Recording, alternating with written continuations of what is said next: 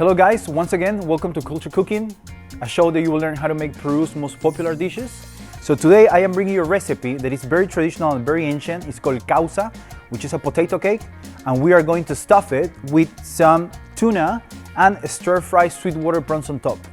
So let's go and let me show you. And the causa, it's made by this type of potato specifically. It's called yellow potato or papa amarilla. It's one of 3,500 different type of eatable potato that Peru has. But we normally use this one because it's more buttery and the texture is excellent for making a potato cake. The potato cake gets spiced by some chili paste, which is here. This chili paste is just chilies, water, and a little bit of oil, which it comes from this chili, from the yellow chili. Ají amarillo, Peruvians as well, one of Peruvians' most popular dishes. And after I have the dough for making the potato cake, we are going to have this tuna that I have. This is just from canned tuna. So the canned tuna, I'm just gonna put some mayo. Look, I just made that's homemade aioli, to be honest. And then I'm just gonna chop half of an onion, a little bit of tomato, and that will get inside the potato cake to get stuffed, and then stir fry sweetwater prawns with garlic and pisco.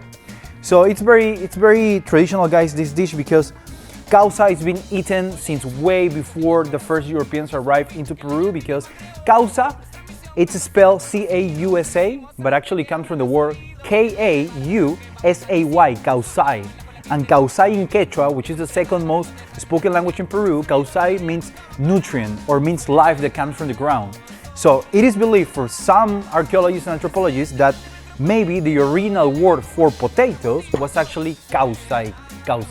Alright guys, one of the most important parts of making the causa, making the potato cake, it's that you need to boil your potatoes with your skins on, okay? Because you don't want to lose any of the starch that comes out of the potato, because the starch would help with the texture of the potato. So I just boil them, let it cool down for a minute, actually for like 20 minutes, and then I just scoop out this. Normally I will use this, but because we're just making just for one or two people, I'm just gonna use my hands, okay? The proper tools. The proper tools. So the first things that we need to put here is a bit of salt, okay? Just maybe half a teaspoon of salt, okay? Then we're going to put the chili paste. Well, this is more of a chili sauce. So I'm just gonna put this chili. And it's always the yellow chili, so you can use actually a green red pepper back in your countries or wherever you guys are. Or even you can just make any chili paste out of any chili. You can even put some chili powder on. I have seen people, and I have tried causas before outside Peru, that they would put some cayenne pepper, which is also okay, no worries. So then the most important ingredient of them all is the lemon. One lemon for approximately 200 milligrams of potato. So this is roughly 600. So 3 lemons should be okay. Remember, this is a Peruvian lemon, guys. So the Peruvian lemons don't have too much juice, but they're quite strong. Let's just start making the dough. Use your knuckles, push it in. The black parts that you have left from the skin is okay. If there is some left behind, it's okay. You can eat it. What we're looking for is for an uneven dough, okay, guys? We don't want like a runny mashed potato kind of texture, okay? We want like a sort of like dry, easy to crumble texture, okay? So this is the texture that we're looking for, okay? So one of the last ingredients that you will put is a bit of oil. A bit of olive oil, vegetable oil, canola oil, whatever oil you guys have, just for handling the potato better, because the oil will help to slightly dry the potato, and as well will improve the texture, okay? You can definitely use any potatoes that you can find in the world, okay? But if you can, just always try to find the ones that are more, how can I put it, more crumbly than others. The causa, by the way, guys, means the cause, because during the Second World War, during the war that Peru had against Chile in the decade of the 1880s, causa was actually the local street food that actually the ladies that were the wives from the soldiers fighting in the south part of the country, the side of Peru, against the Chileans. This is how they founded the campaigns, and this is how they collect money to send their husbands and also for their families. So this dish is one of the most important dishes in Peru, culturally, and also as a family dish. This is, you can eat anything that we're cooking today, you can eat with your family. You can, you will expect to eat this always with someone, always with family, never alone. Okay guys, so now we're going to make the stuffing, the stuffed part of the causa, okay? So we're just gonna use some canned tuna, okay? And it's one whole can of tuna, then some homemade aioli, some mustard, American mustard aioli to be honest, okay? I'm gonna mix it. But then, I am going to put a little bit of lemon. This is how I like it, how my grandma taught me how to eat a causa. So I'm just gonna put a little bit of lemon, okay? And I'm going to chop really fine an onion, okay? Just half an onion should be okay, should be fine. So, I'm just gonna cut it. I think that should be okay. That's enough. We just want the flavor. Okay. Then you can put a chili, half of a chili. As I told you, I like it spicy. You can do this as well or not. Totally up to you. Maybe a little bit more. I need to get a new table. This table is too wibbly lately. And I'm just gonna put a little bit of cilantro. It's not too much actually. I have some cilantro and parsley here. Parsley just for the prawns. Okay, that's okay. So this looks like a little bit of a ceviche kind of thing. But this is just tuna, canned tuna with homemade mayo, homemade aioli, red onions, chilies, and a little bit of cilantro.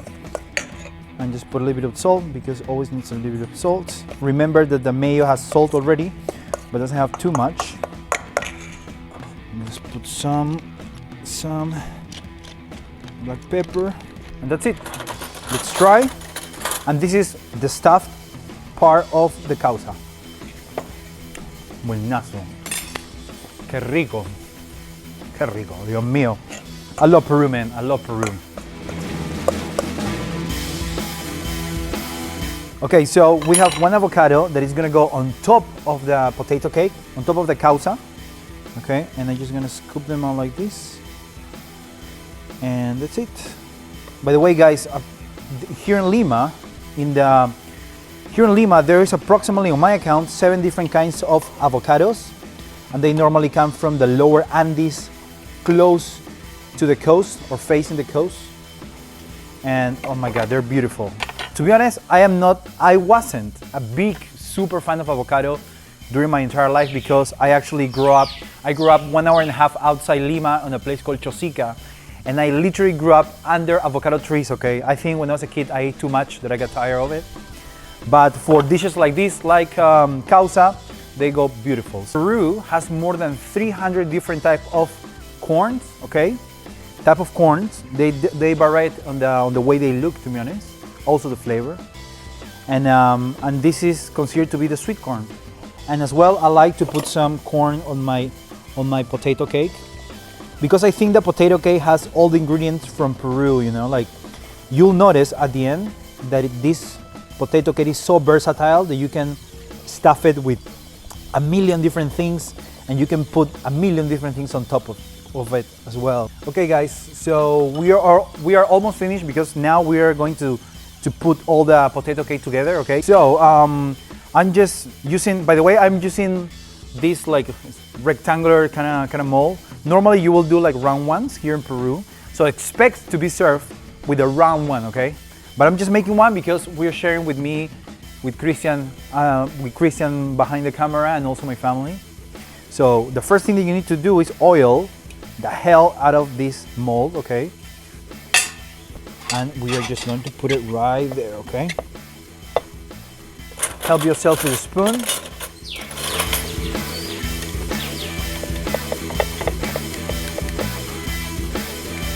I love doing this, okay? Then we're just gonna put the stuffing the tuna. It looks like a terrine sort of dish. Man, I love this dish. And you can still go through the streets of Lima and you can still find these local street vendors and they will serve you some causa. And then on that note, we are going to put some avocado. You know what? I'm just gonna put so much avocado.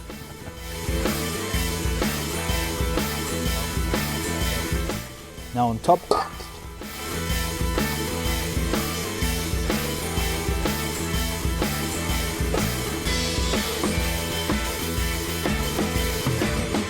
Boom. Oh yeah. Let's put some lettuce on the side. Let's make it really Latino, really old school Latino.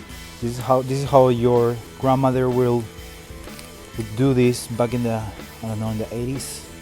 Okay, so after we are going to start stir frying the prawns, okay? By the way, I got some pickled chilies and some chimichurri, homemade chimichurri. That I'm going to put this freshly on top, and this one I'm going to stir fry the prawns with them. Prawns, salt, shot of pisco. Careful.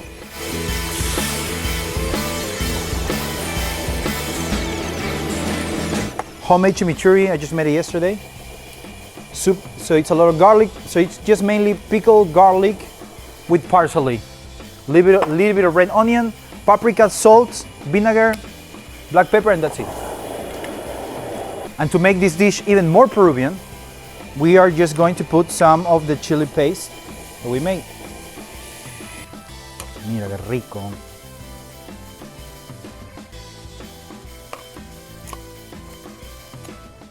So this type of potato cake with the prawns on top, you can find it in restaurants here in Lima.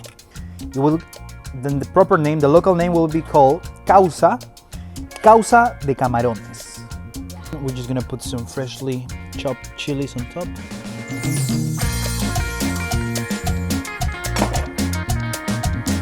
Some parsley leaves.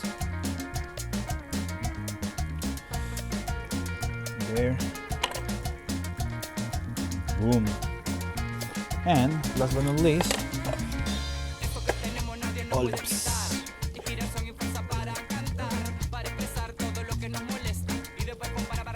Now mix the eggs. We're done. Thank you for watching. Please enjoy. Make this at home. Remember, always cooking is always good. It's not as hard as you expect. It seems complicated sometimes, but it's not. Trust me. You just need practice. So please subscribe, thumbs up, and yeah, enjoy. Look at this.